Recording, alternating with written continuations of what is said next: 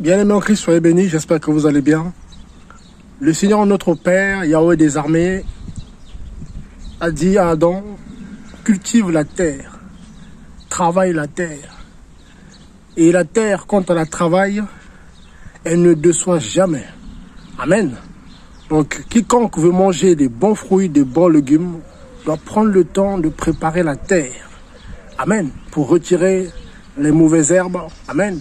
Les mauvaises plantes. Pour faire place à la bonne plante. Amen.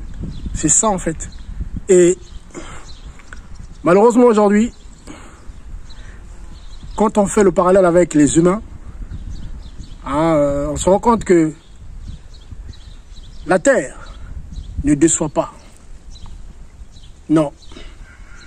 Il y en a qui disent, l'appellent la terre-mère. C'est vrai que celle qui nous nourrit.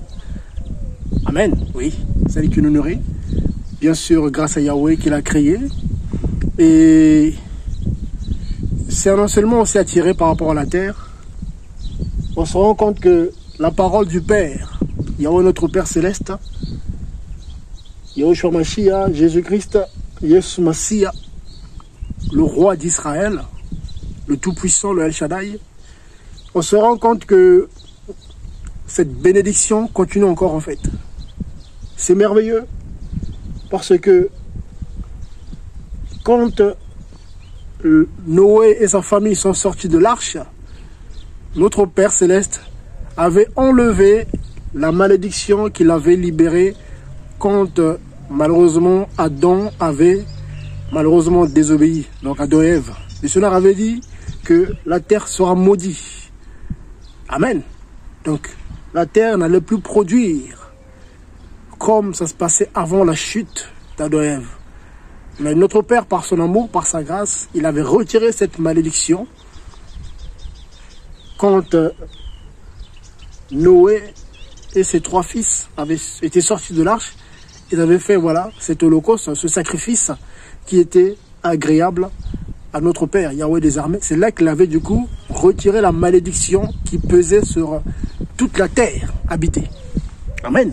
Et voilà pourquoi aujourd'hui, cette terre, qui est une bénédiction du Père, quand on la traite bien, quand on la travaille, ben, elle finit par nous nourrir en fait, nous apporter des bons fruits, des bons légumes, tout ce qu'il nous faut pour vivre en pleine santé. Amen. Donc la terre ne déçoit pas, et ça c'est vrai, malheureusement, pour les humains, ce n'est pas le cas. Amen. On voit beaucoup, il y a beaucoup d'exemples, chacun de sa vie a ces exemples-là.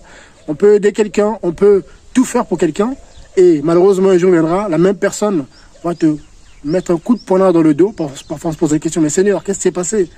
J'ai tout fait, j'ai fait confiance, mais pourquoi les gens surtout qui se disent avoir le Saint-Esprit? C'est ça malheureusement, hein, beaucoup de chrétiens, oui j'ai le Saint-Esprit, mais quand vous regardez ce qu'ils vous font en retour, vous regardez l'hypocrisie, hein, où il y a des gens, vous allez marcher avec eux, en fait, en gros, ils vous font des choses.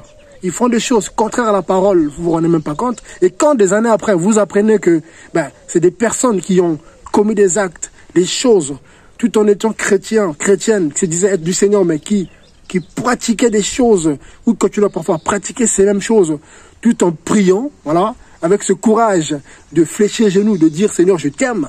En même temps, ils sont dans des choses contraires à sa parole. Vous dites, mais Seigneur, comment est-ce possible? Comment l'être humain peut, amen, être aussi méchant, terrible, hypocrite? Vous voyez, or, la terre n'est pas hypocrite. Non. La terre, si on la respecte, elle nous rend le respect qu'on a accordé. Le soin qu'on apporte à la terre, en retour, elle nous nourrit. Amen. Donc voilà pourquoi, je bénis le Seigneur pour la terre. Oui, c'est merveilleux, c'est beau. Voilà, cette création du Seigneur qui assure la vie à l'humanité. Bien sûr, le maître de la vie, c'est Yahweh notre Père, Jésus-Christ de Nazareth, qui a mis dans la terre, voilà, cette capacité de produire de fruits, de légumes, tout ce qu'il faut pour que l'être humain, voilà, reste en vie. Voilà Donc, béni soit le Seigneur, voilà, pour sa terre. Oui, parce que la terre et le ciel appartiennent à Yahweh des armées. Amen.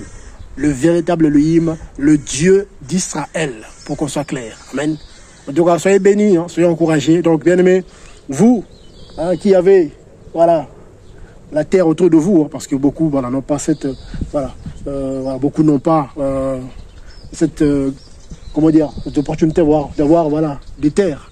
Hein, donc, ce le Seigneur sait. Amen. Donc, forcément, ça dépend de vos moyens.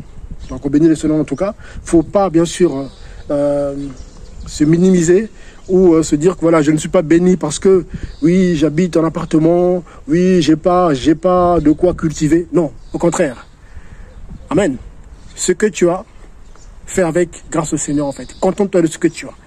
Amen. Si tu as accès à une terre pour cultiver, bénis le Seigneur. Si tu n'as pas accès, bénis le Seigneur aussi. Amen. Car tout concourt au bien de ceux qui aiment le Seigneur. En tout cas, soyez bénis, que cela vous garde. Shalom. C'est encore votre bien-aimé, le serviteur Franck Nzao. Soyez encouragés. Gloire au Seigneur. Nous sommes aujourd'hui le 8 mai 2023. Béni soit le Seigneur pour la vie, pour la santé, pour ses grâces et ses bénédictions. Shalom. Soyez bénis. Au revoir. Merci.